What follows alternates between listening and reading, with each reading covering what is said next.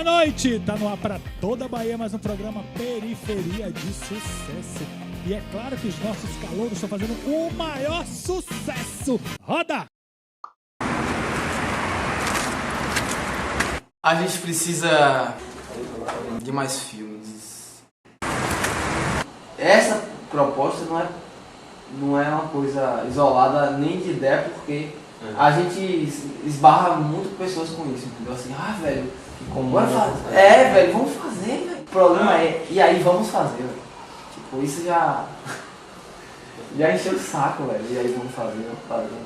Eu acho que essa desculpa recorrente de falta de equipamento, falta de condições de realização, eu acho que já passou. Porque já tá, isso de que é difícil já tá meio que impregnado nas pessoas, né?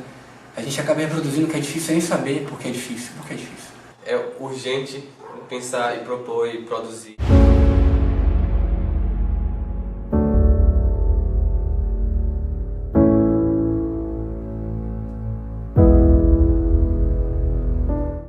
Atualmente, vivemos um momento de maior acesso à produção de imagens e a informações. Produções que têm como diferencial as pautas focadas em questões de representatividades e sociais. É um novo olhar que surge através de coletivos, pessoas que se juntam pela afetividade, pelo desejo de criar produções independentes, oficinas, mostras e cineclubes. Conversamos com 2 coletivos audiovisuais de Salvador. O coletivo Programa Periferia de Sucesso e o qual Coletivo Gente de Audiovisual. Sou Fabrício Cami, tenho 45 anos, sou produtor cultural, ator e apresentador de TV. Morador aqui do subúrbio também, de Salvador, desde que nasci, sempre morei aqui. Meu nome é Danilo Umbelino, trabalho com produção audiovisual há bastante tempo, basicamente desde 2006, 2007, então há 14 anos eu estou trabalhando com produção audiovisual e eu começo a pensar audiovisual, eu começo a trabalhar com audiovisual a partir de um curso de formação técnica na Oicabum, Escola de Arte e Tecnologia, onde a gente perpassou por todas as áreas de audiovisual no processo formativo, roteiro, criação, escrita criativa, direção de fotografia, edição. Vimos também algumas coisas de projetos, de áudio, então este foi o primeiro contato que eu tive com produção audiovisual. Em seguida, como desdobramento desse curso, eu tive a oportunidade de fazer um estágio na Diretoria de Audiovisual do Estado da Bahia, a DIMAS, e durante o estágio eu tive a possibilidade de estagiar dentro do Festival de Cinema e Imagem em 5 Minutos, que era um festival extremamente importante, que é ainda memória, para a Bahia e para o Brasil, onde vários realizadores começaram produzindo para o festival. E dentro da DIMAS surgiu, a partir do Reúne também, que foi um projeto novo de reestruturação das universidades federais, surgiu o curso de bacharelado interdisciplinar em artes, com área de concentração em cinema e audiovisual. Foi onde eu também ingressei para cumprir, para fazer essa formação superior.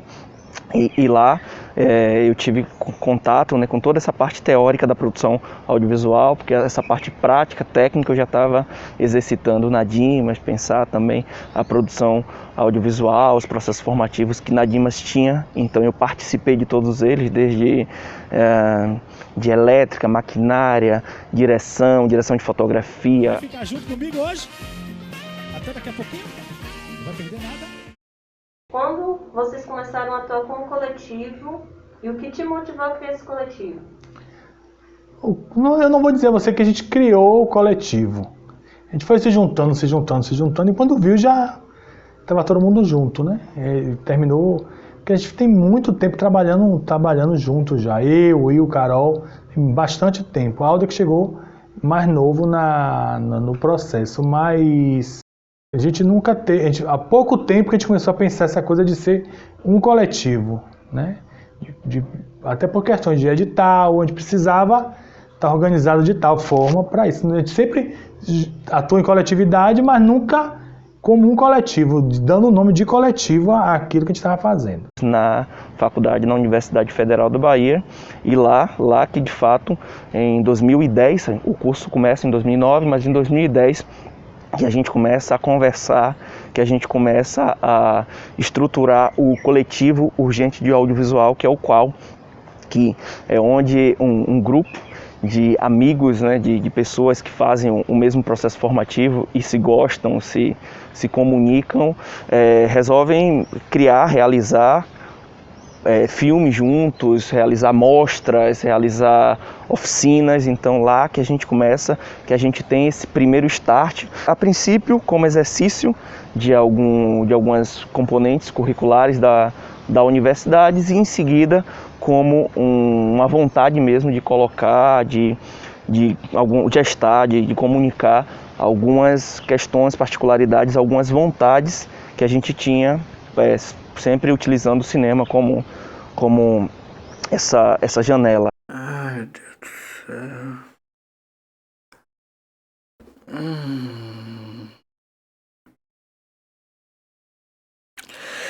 Ah, caralho.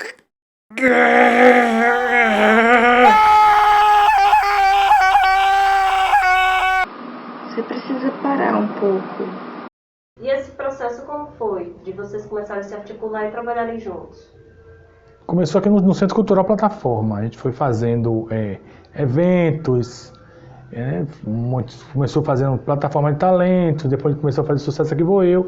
Aí do Sucesso Aqui Vou Eu, né, sempre eventos que eram mais teatrais do que audiovisual. Os meninos estudaram audiovisual pela Cipó, pelo NUFAC, tanto eu quanto Carol. E eu trabalhava na Cipó, eu fazia como é que eu vou dizer? Eu fazia a produção do curso para eles, né, da Cipó, e aí eles, desde essa época eu já conheço todo mundo. E aí trabalhavam aqui sempre no teatro, fazia parte de grupos, residentes e tal. E a gente foi se juntando, plataforma de talentos, depois Sucesso Aqui Vou Eu. No Sucesso Aqui Vou Eu, criou-se a necessidade de a gente ir para a TV. Eu vi uma possibilidade de ir para a TV Querimorê, e aí a gente disse, bora, a gente já tem pronto aqui, é só filmar. Depois que a gente entendeu a maluquice que era esse só filmar, não era tão fácil quanto a gente achava que fosse, né? Porque veio pandemia no meio, veio tudo para... Isso foi quando? Que o programa começou ano passado, março do ano passado. A gente começou a gravar em janeiro, março veio a pandemia. E aí muda tudo.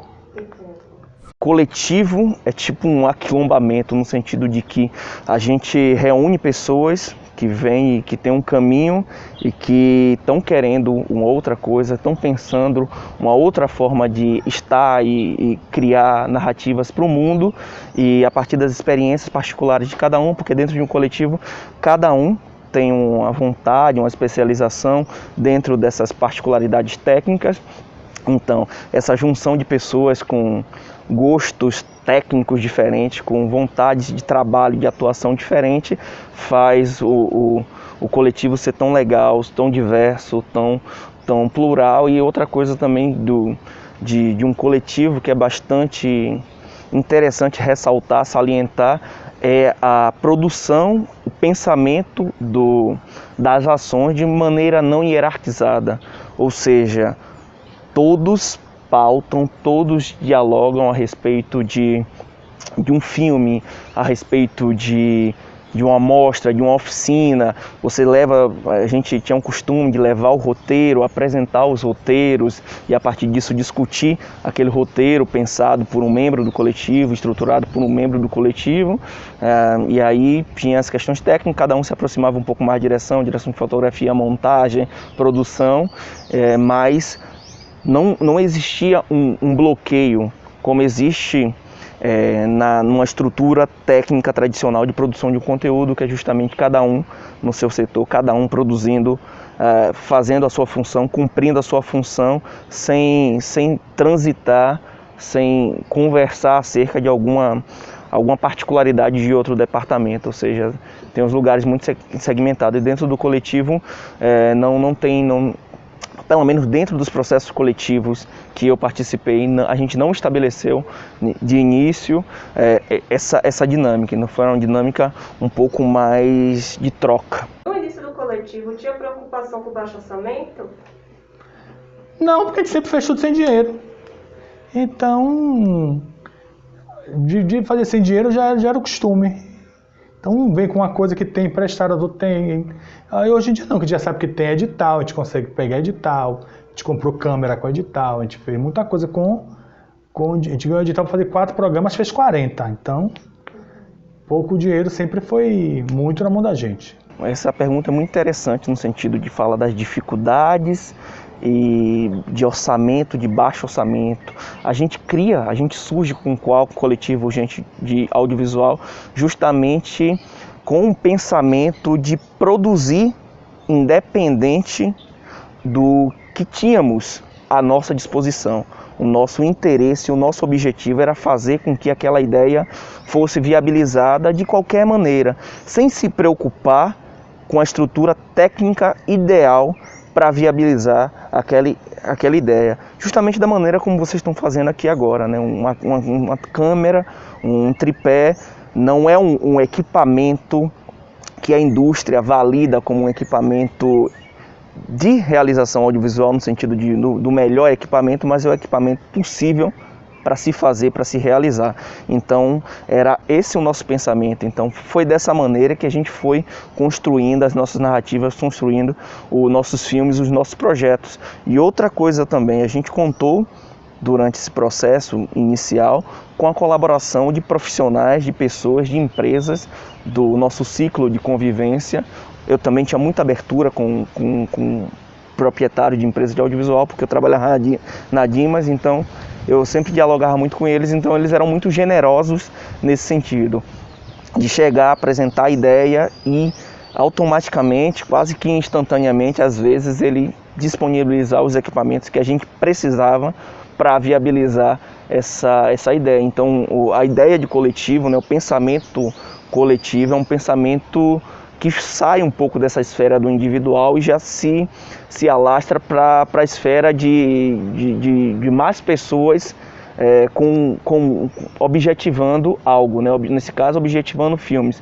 Então, a parceria, essas inter-relações é que eu acredito que faz com que os coletivos deem certo, porque justamente a gente começa com essa fragilidade de técnica, eu não tenho isso, mas um amigo tem, eu tenho, então cada um trazendo o seu pouquinho, tanto o seu pouquinho de conhecimento, o seu pouquinho de tempo, de doação, e isso acabou crescendo, acabou se tornando algo realmente que a gente não mensurava num primeiro momento que se tornaria. Então isso é muito bom ver como esses movimentos de coletivo, principalmente em Salvador, no Brasil, geram possibilidades para profissionais, para pessoas interessadas em audiovisual, que é o que a gente está conversando, acaba criando essas oportunidades mesmo, assim, né? Porque a gente tem uma questão também social, no sentido de que quem tem acesso, quem sempre teve acesso à técnica, ao fazer cinematográfico, vem de uma determinada estrutura social, que de toda forma tem acesso ao capital, e com o capital conseguia comprar uma câmera, conseguia comprar uma película, e isso meio que afastava, né? Meio que criava uma elite, né? De pessoas que podiam produzir. E aí com a entrada do digital também, naquela época, facilitou um pouco isso, porque com câmeras menores, um pouco mais barata, quando eu comecei também não era tão barata assim as câmeras, a gente conseguia produzir de maneira um pouco menos sofrida, né?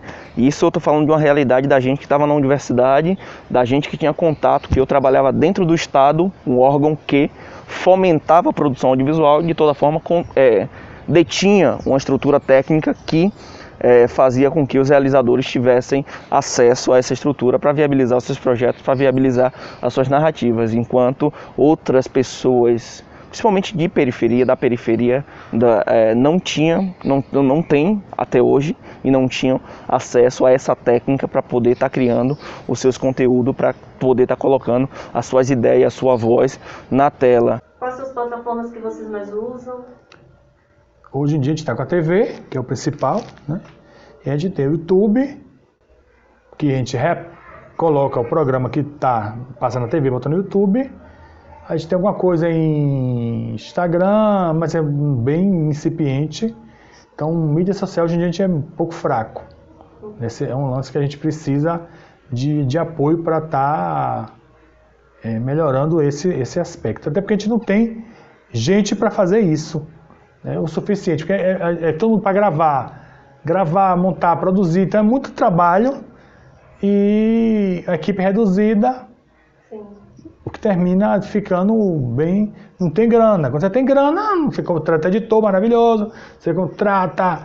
É tudo maravilhoso quando você está com grana. Aí o menino que edita, ele trabalha em outro lugar. Então ele tem que se dividir entre a edição do programa e o trabalho dele. Então ele faz como ele vai podendo. Então o volume que a gente tem de trabalho é muito grande para a gente conseguir fazer tudo o que a gente precisa fazer. Mas sempre aparece um ou outro para ajudar e a gente vai levando o barco. Qual é o maior desafio dos coletivos audiovisuais com que vem acontecendo atualmente na cultura do país? Eu acho que é conseguir sobreviver, né? Porque é muito difícil. Porque a gente às vezes quer fazer sem grana, mas é difícil você fazer sem grana e você não poder viver daquilo. Quando você pode viver daquilo que você está fazendo, é uma maravilha.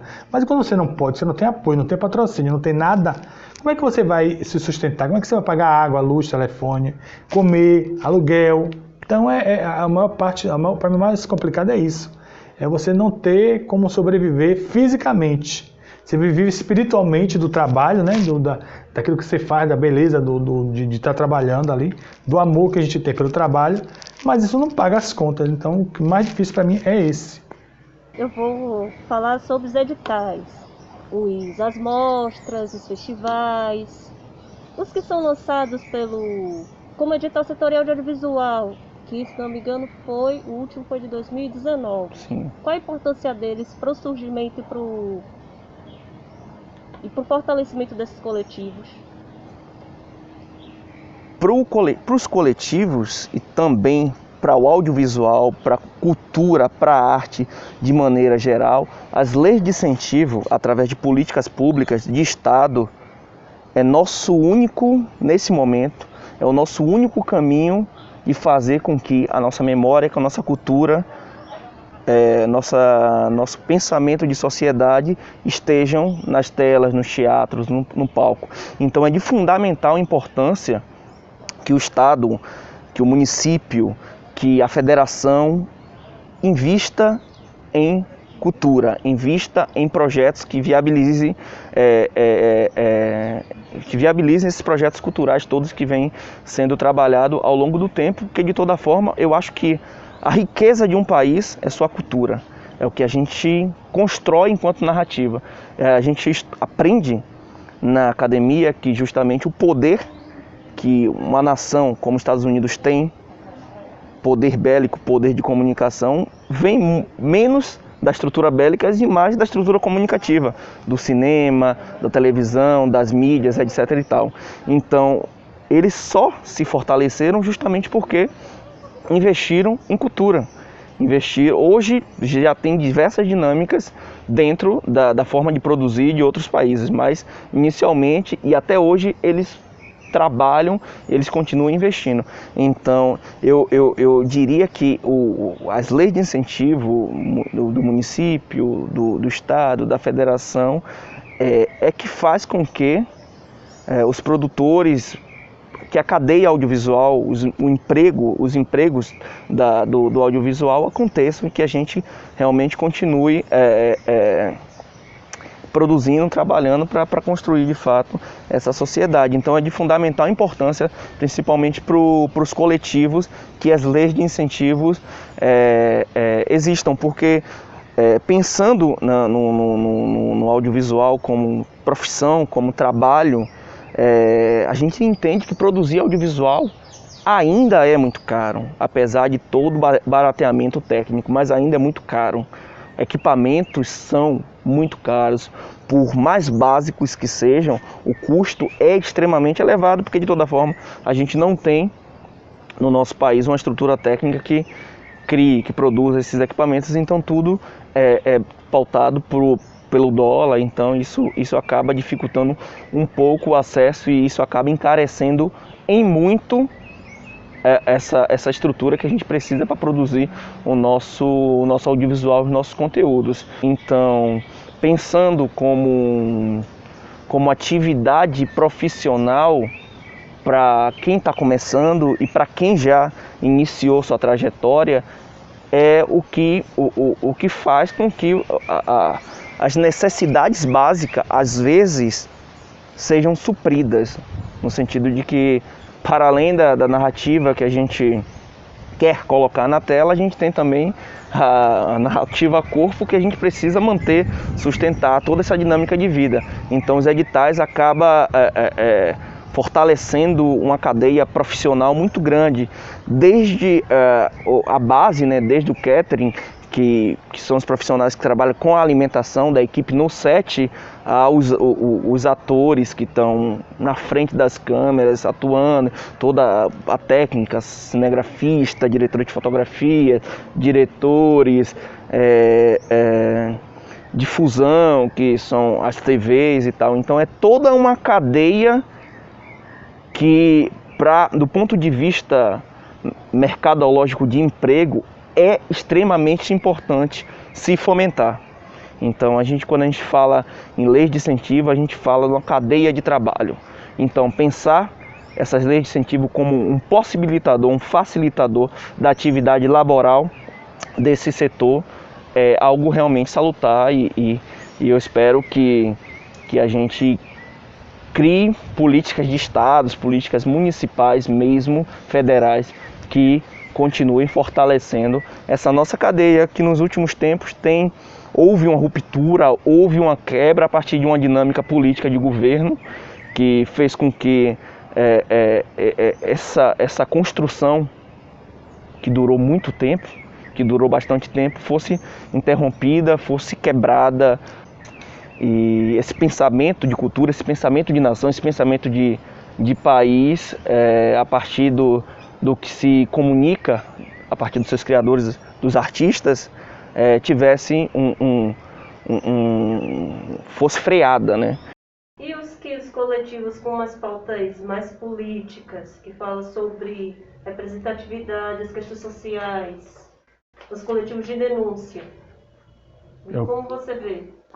Não, eu acho que tem espaço para todo mundo, né? Eu acho que a gente, nosso caso é entretenimento. A gente trabalha em entretenimento e mostrando o que a periferia tem de bom. Não deixa de ser uma denúncia. Quando você vai pegar um coletivo que ele só vai mostrar o que a periferia tem de bom, ele já está denunciando, ele já está fazendo sua parte. Porque a periferia o tempo todo ela é mal vista pela mídia. Então quando você cria um coletivo que vai falar só do que a periferia tem de bom, é uma grande forma de você também estar atuando, militando também, né? Não, eu sou do tipo de pessoa que eu acredito que eu não posso, eu agrego muito mais trazendo para perto de mim do que batendo.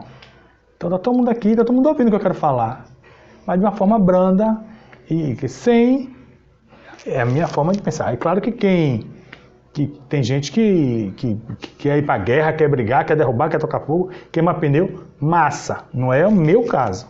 Eu acho essa pergunta de uma importância muito grande pelo seguinte motivo. A maior parte da população brasileira, principalmente a população negra, indígena, periférica, mulheres, LGBTs, não se veem representado nas telas. E isso faz parte também de um projeto político de negação. E os coletivos que direcionam, que organizam seu trabalho para que essa maioria da população nacional estejam também presentes na tela, se vendo, sendo representado e com isso ganhando identidade, ganhando potência, é um trabalho rico e extremamente importante, porque de toda forma quebra com essa tradição da gente de visualizarmos apenas um tipo de agente social nas telas, nas televisões, que de toda forma não reflete essa heterogeneidade que é a nossa constituição enquanto povo, enquanto sociedade. Audiovisual é política, filmar política, né? Então, como diz Sganzerla, né? O cinema não serve só para preencher um buraco branco na parede, mas sim como para mandar uma mensagem, como para mandar para criar uma discussão, né? Gerar algo que de toda forma potencialize uma nova estrutura de pensamento acerca de determinados temas, né? Quando a gente faz um filme sobre quilombos, pegando esses personagens no seu íntimo e coloca numa tela, e outras pessoas acessam e conversam sobre esse modo de viver, a gente está ampliando essas narrativas. Então eu percebo que coletivos periféricos, indígenas, quilombolas, ampliam a narrativa de Brasil. Aqui a gente observou também que algumas produtoras atuais, elas nasceram como coletivos, mas atualmente são produtoras audiovisuais. Como se dá essa transição assim? Nós não fizemos essa transição com o pensamento de estruturar uma produtora nos moldes tradicionais de mercado, setorização. Fizemos a construção do CNPJ justamente para acessar esses recursos que viabilizam os projetos que naquele momento, em determinados momentos, estávamos pensando, porque tem projetos que de fato são projetos que conseguimos rodar sem recursos, e tem outros projetos que a gente precisa de fato de recursos para rodar. Então a gente também tem esse entendimento claro que pensar determinados projetos significa também pensar no recurso, onde conseguir o recurso para viabilizar aquele projeto. E estando constituído como empresa, você consegue acessar um valor, às vezes compatível com aquele projeto que você quer realizar. Então é de fundamental importância que os coletivos, depois de trilhar, ou até mesmo em paralelo com esse início de fazer, de pensar, de estruturar, de difundir, de se organizar, pense nessa questão de constituir empresa, de CNPJ, mas saiba que é uma dinâmica técnica, né? Empresa técnica que vai envolver todas essas questões de gestão, contabilidade, gestão do recurso, do dinheiro, então a organização de pagamentos fiscais. Então é uma dinâmica de empresa mesmo. Então a gente tem que estar atento, porque de toda forma o audiovisual, como é uma cadeia, é composto dessa parte criativa e também dessa parte organizacional. E isso é muito importante a gente ter em mente para fazer com que a nossa produção, o nosso caminho seja um pouco mais fácil nesse sentido. E alguns outros coletivos aqui em Salvador, aqui na Bahia, já tem um caminho, já tem uma estrutura empresarial muito sólida, muito relevante. Eu posso citar a Plano 3 Filmes, que é um dos coletivos mais antigos aqui de Salvador, que já são um grupo que conseguem acessar recursos, viabilizar projetos para além do território nacional, né? Eles entenderam de fato a necessidade de se estruturar como produtora e entender o produto, o projeto audiovisual como um projeto de mercado, porque de toda forma fazemos audiovisual, fazemos cinema, criamos narrativas, não para nós, né? Mas para o outro, para nós também, porque às vezes é catártico colocar uma ideia na tela, mas o outro precisa receber essa ideia e trocar com a gente, né? Não queremos, eu digo assim, a gente não precisa muito de aplausos, mas sim de conversa, de diálogo, né? Qual a dica e a mensagem que você dá para quem quer criar um coletivo audiovisual, mas não sabe por onde começar? Paciência e resistência, porque não é fácil, não é moleza, é difícil arranjar editor, o áudio sempre dá problema. É isso. Então vocês têm que ter muita paciência para cuidar disso, mas o resto é alegria, beleza, maravilhoso, e se jogar mesmo. Eu vou pegar tomando como base a nossa própria experiência de coletivo e trazer para vocês como mensagem. Se reúnam, se juntem, se integrem e comecem a produzir, comecem a fazer, independente da estrutura que vocês tenham. Se você tem um telefone simples com a lente traseira com fungo, filme dessa maneira. Façam, não deixem de fazer, porque como tudo na vida é uma construção. Ninguém começa produzindo qualquer coisa da maneira ideal, da maneira como gostaria, e sim a partir de processos de aprendizados, de tentativas e erro. Peguem o erro como matéria-prima da construção desse coletivo. Não se limitem, a questão, acho que a palavra não se limitem nem à estrutura técnica, nem à estrutura de roteiro, de pensamento. Façam, vão fazendo, vão conversando, façam mostras, façam oficinas, façam filmes, adotem esse processo de fazer independente de qualquer coisa. Não se limitem, não esperem a estrutura ideal para começar a produzir. Então é isso. Sensacional. Obrigado, Cris. Reinamos pondo pontos finais na dor, como Doril Anador. Somos a luz do Senhor e pode crer, estamos construindo, suponho não. Creio, meto a mão em meio à escuridão, pronto, aceitamos. Nosso sorriso sereno hoje é o veneno pra quem trouxe tanto ódio pra onde deitamos. Quem costuma vir de onde eu sou, às vezes não tem motivos pra seguir. Então levante e anda, vai, levante e anda, vai, levante e anda. Mas eu sei que vai, que o sonho te traz coisas que te faz. Então levante e anda, vai, levante e anda, vai, levante e anda, vai, levante e anda.